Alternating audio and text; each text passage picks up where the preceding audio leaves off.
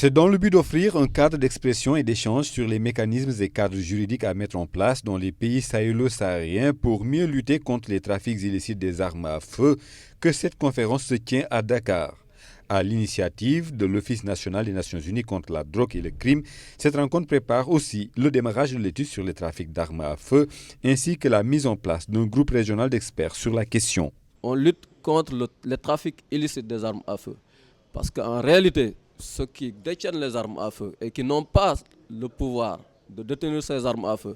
et qu'on appelle souvent les acteurs non étatiques sont dans la plupart des cas responsables des exactions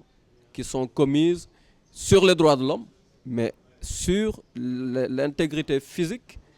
des personnes. Et les morts, tous les morts qu'on voit dans la sous-région sont causés justement par ces acteurs qui, d'une manière ou d'une autre, sont identifiés en tant que structure, mais individuellement qui ne sont pas identifiables parce qu'ils sont dans des circuits et dans des réseaux extrêmement complexes. Et nous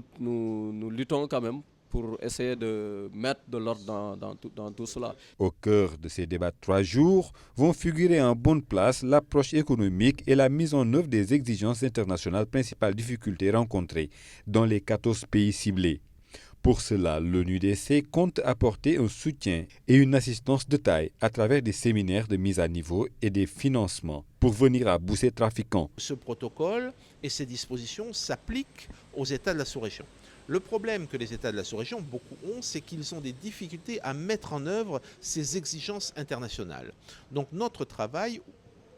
c'est vraiment de les aider, c'est vraiment de leur apporter, de leur faciliter la tâche, de leur apporter des financements parfois, quand c'est nécessaire, pour pouvoir mettre en place les structures qui vont leur permettre de mieux contrôler, réguler et sanctionner tout ce qui peut avoir un rapport avec le trafic d'armes. C'est vraiment notre valeur ajoutée, c'est tout ce qui est assistance technique. C'est ce qui est renforcement des capacités